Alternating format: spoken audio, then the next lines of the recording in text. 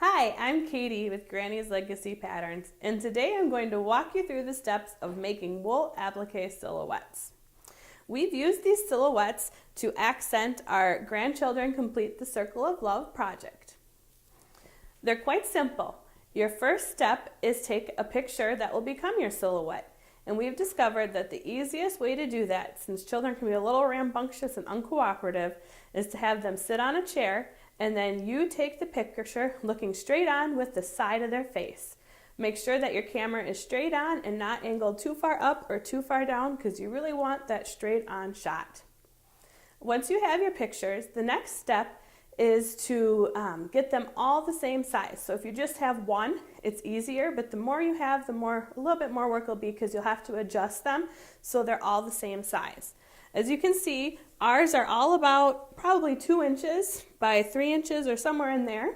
The easiest way I like to do this is just to upload them into a Microsoft Word document and then just simply increase or decrease by dragging on that little corner until all the heads look the same.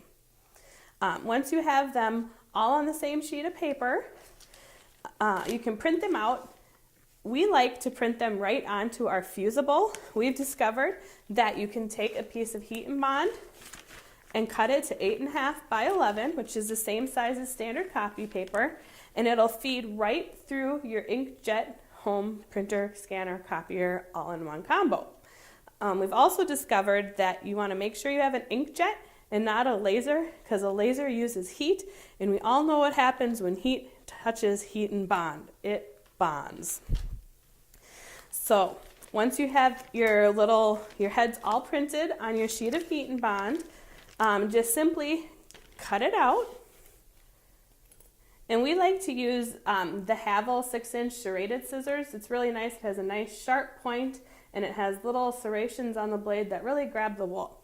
But you're not supposed to use good scissors on paper, but I'm going to. So you cut out your little head. Just kind of rough cut. There's no exact science to it. And then lay it on your piece of scrap wool and fuse it in place.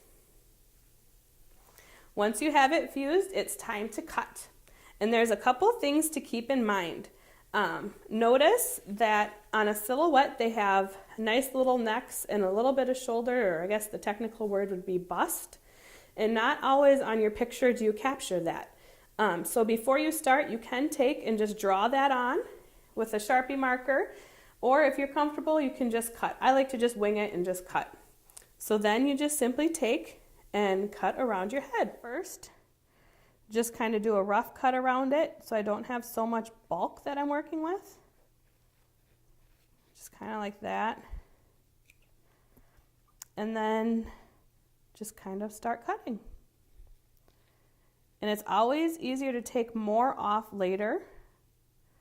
This is my daughter Kari, and she has these cute little curls that always want to do their own little thing. So we're going to want to make sure we accent that. And then just kind of up around her hair. And here's her pony. So we want to make sure we get her pony real nice. Just kind of around that. Then I make a couple little slices in so it looks like cute little hair.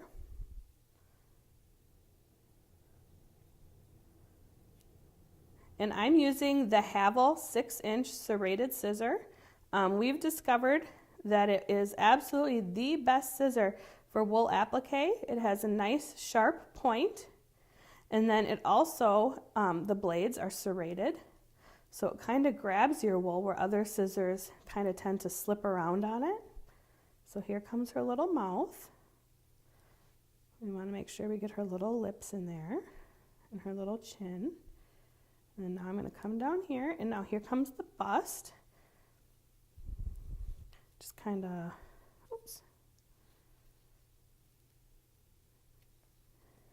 And then I'll round it a little bit, like that.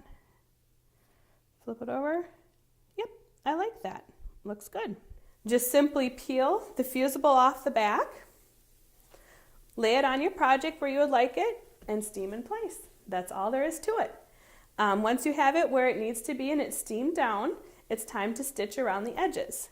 And because there is a lot of detail, we have used just black sewing machine thread. We like Aurifil because it's really strong and really thin.